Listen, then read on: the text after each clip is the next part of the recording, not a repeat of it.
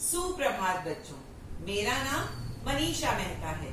आज हम 10वीं कक्षा का कृतिका का पाठ जॉर्ज पंचम की नाक पढ़ेंगे। इस पाठ में कमलेश्वर जी ने भारतीय सरकार की परतंत्र मानसिकता को प्रकट किया है। हमारे समाज में नाक इज्जत का प्रतीक मानी जाती है और इसी व्यंग्यात्मक अर्थ का उपयोग करते हुए लेखक ने इस पाठ में सारा व्यंग्य नाक शब्द पर केंद्रित किया है। लेखक और अंग्रेजी सत्ता से आजादी मिलने के बाद भी भारतीयों ने विदेशी आकर्षण को नहीं छोड़ा और लोगों की इसी मानसिकता पर गहरा प्रहार किया है।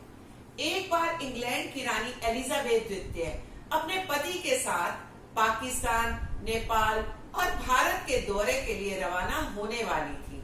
इंग्लैंड के समाचार पत्रों में रानी के नौकरों, बावर्चियों, अंगरक्षकों से संबंधित छपी विस्तृत जानकारियां भारत के समाचार पत्रों में छपने लगी। रानी की यात्रा को लेकर उनके दर्जी की चिंता की खबर भी पड़ी गई, क्योंकि रानी का आगमन दिल्ली में होने वाला था। अब रानी के आगमन पे वहां की जो टूटी हुई सड़कें थी, उन्हें भी सुधारने का कार्य आरंभ कर दिया गया। इमारतें सजने लगी और नाक ऊंची रखने के लिए सभी तैयारियां जोर शोर पर थी कि कड़ी सुरक्षा के बाद भी इंडिया गेट के सामने लगी जॉर्ज पंचम की मूर्ति की नाक गायब हो गई। अब नाक का गायब होना था तो देश के लोगों को ये लगने लगा कि अब हमारी भी नाक नहीं बच सकती।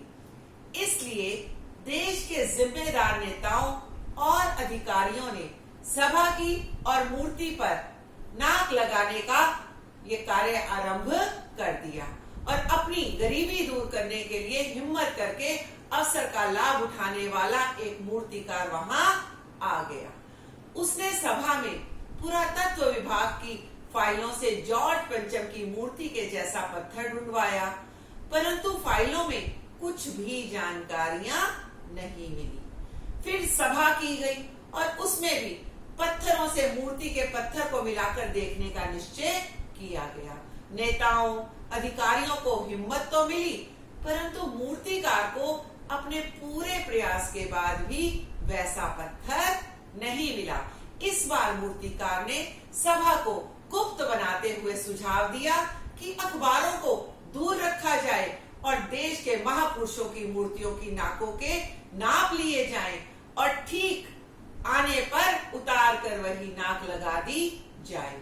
घबराहट के बाद भी सदस्यों सहित सभापति ने मूर्तिकार को अनुमति दे दी, परंतु दुर्भाग्य से पूरे देश के महापुरुषों की मूर्तियों के साथ सन 1942 के आंदोलन में बिहार सचिवालय के सामने शहीद हुए बच्चों की मूर्तियों की नाकें भी जॉर्ज पंचम की नाक से बड़ी निकली और रानी के आगमन का समय करीब था। फिर बैठक की गई। नेताओं की हड़बड़ाहट देखकर मूर्तिकार ने देश की नाक बचाने के लिए 40 करोड़ की आबादी वाले भारत के एक नागरिक की जीवित नाक लगाने का रास्ता सुझाया। अपने प्रस्ताव पर सन्नाटा छाता देखकर मूर्तिकार ने खुद आगे बढ़कर जब काम की जिम्मेदारी ले ली तो उसे फिर इस कार्य की अनुमति मिल गई। अब जॉर्ज पंचम की मूर्ति साफ की गई, उस पर रंग किया गया। अखबार वालों को खबर दे दी गई कि जॉर्ज पंचम की मूर्ति की नाक की समस्या का हल निकल आया है। जॉर्ज पंचम की मूर्ति पर नाक लगने वाली है। अपनी ही योजना पर परेशान मूर्तिकार ने एक दिन कमेटी वालों से जीवित नाक लाने और लगाने में मदद मांगी। कमेटी वालों ने मूर्ति के आसपास बने तालाब की सफाई करके ताजा पानी भरा और अगले दिन मूर्तिकार ने मूर्ति पर नाक फिट कर दी। लोगों ने जॉर्ज पंचम की मूर्ति पर जिंदा जैसी दिखाई देने वाली नाक देखी। मूर्तिकार के साथ सभी खुश थे कि समय से पहले ही देश की नाक बचाकर नाक ऊपर रखने का इंतजाम हो गया। अखबार वालों ने इस खबर को नहीं छापा और ना ही उस दिन किसी के अभिनंदन, स्वागत समारोह या उद्घाटन की खबर छापी गई।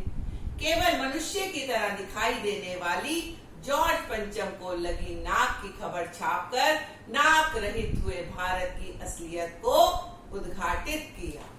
इस तरह हमें पता चला कि एक जीवित व्यक्ति की नाक लगाकर अपनी नाक को भारतीयों ने बचा लिया।